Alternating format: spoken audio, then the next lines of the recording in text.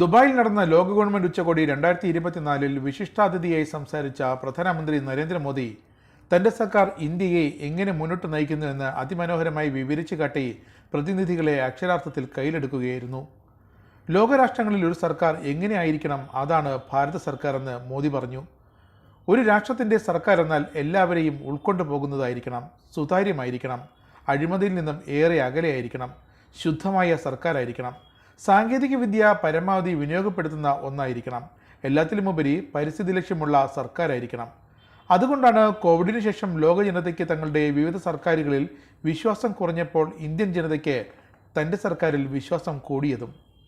Artificial intelligence, ഭീകരത, crypto currency, cyber തട്ടിപ്പുകൾ എന്നിവയുടെ ദൂഷ്യവശങ്ങളെ നേരിടാൻ നാം ഒരുമിക്കണം. കേൾക്കാം നരേന്ദ്രമോദിയുടെ ആ വാക്കുകൾ.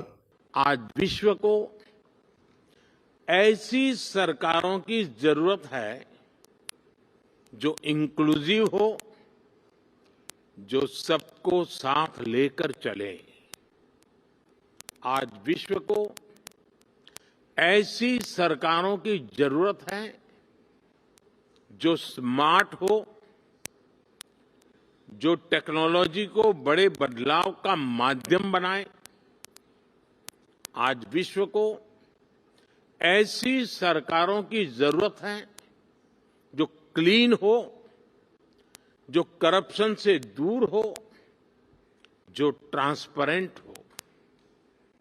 आज विश्व को ऐसी सरकारों की जरूरत है जो ग्रीन हो, जो पर्यावरण से जुड़ी चुनौतियों को लेकर गंभीर हो। आज विश्व को आवश्यकता है ऐसी सरकारों की जो ease of living, ease of justice, ease of mobility, ease of innovation और ईज ऑफ डूइंग बिजनेस को अपनी प्राथमिकता बनाकर चले। Friends, head of the government के तौर पर लगातार काम करते हुए मुझे 23 साल होने जा रहे हैं।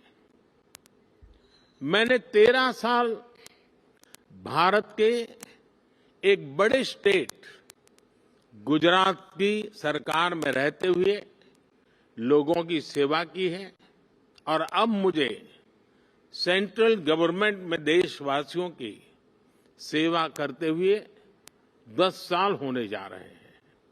मैं मानता हूं कि सरकार का अभाव भी नहीं होना चाहिए और सरकार का दबाव भी नहीं होना चाहिए,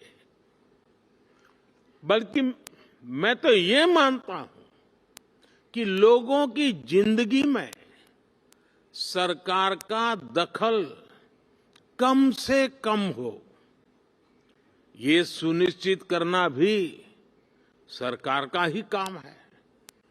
हम अक्सर कई एक्सपर्ट्स को सुनते हैं कि कोविड के बाद दुनिया भर में सरकारों पर भरोसा कम हुआ है, लेकिन भारत में हमने एकदम विपरीत अनुभव देखा। बीते वर्षों में भारत सरकार पर देश के लोगों का भरोसा और मजबूत हुआ है। लोगों को हमारी सरकार के इंटेंट और कमिटमेंट दोनों पर पूरा भरोसा है। ये कैसे हुआ? क्योंकि हमने गवर्नेंस में जन भावनाओं को प्राथमिकता दी है। हम देशवासियों की जरूरत के प्रति संवेदनशील है। हमने लोगों की जरूरतों और लोगों के सपनों दोनों को पूरा करना पर ध्यान दिया है। इन 23 वर्षों में सरकार में मेरा सबसे बड़ा सिद्धांत रहा है मिनिमम गवर्नमेंट, मैक्सिमम गवर्नेंस। मैंने हमेशा ऐसा एनवायरनमेंट क्रिएट करने पर जोर दिया है जो नागरिकों में एंटरप्राइज और एनर्जी दोनों को और बढ़ाएं। हम टॉप डाउन और बॉटम अप अप्रोच के साथ साथ होल ऑफ सोसाइटी अप्रोच को लेकर भी चले हैं। हमने होलिस्टिक अप्रोच पर बल दिया, पीपल्स पार्टिसिपेशन को सर्वोच्च प्राथमिकता दी।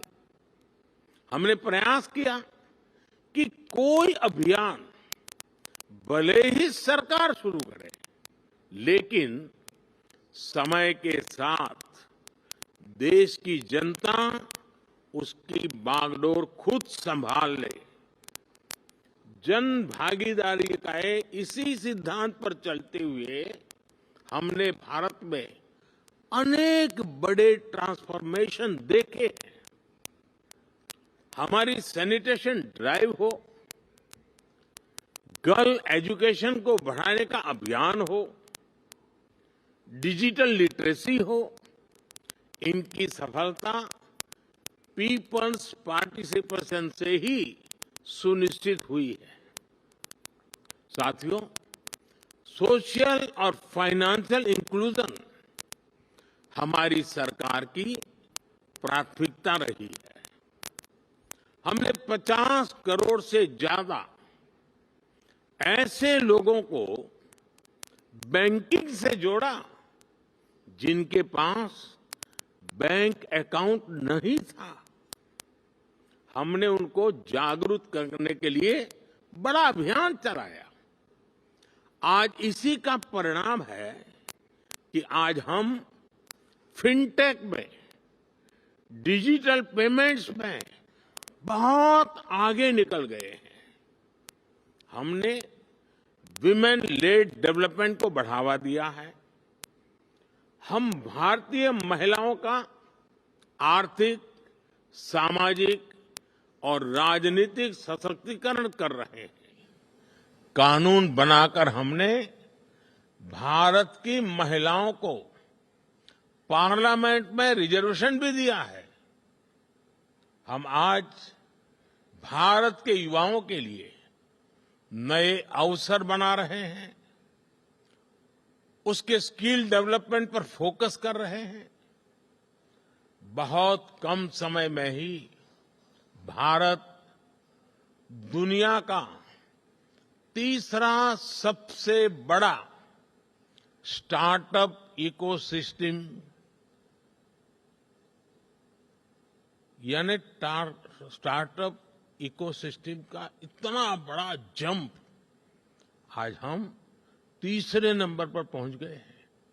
साथियों, सबका साथ, सबका विकास के मंत्र पर चलते हुए हम लास्ट माइल डिलीवरी और सैचुरेशन के अप्रोच पर बल दे रहे हैं। सैचुरेशन की अप्रोच यानी सरकार की योजनाओं के लाभ से कोई भी लाभार्थी छूटे नहीं, सरकार खुद उस तक पहुंचे। गवर्नेंस के इस मॉडल में भेदभाव और भ्रष्टाचार दोनों की ही गुंजाइश समाप्त हो जाती है।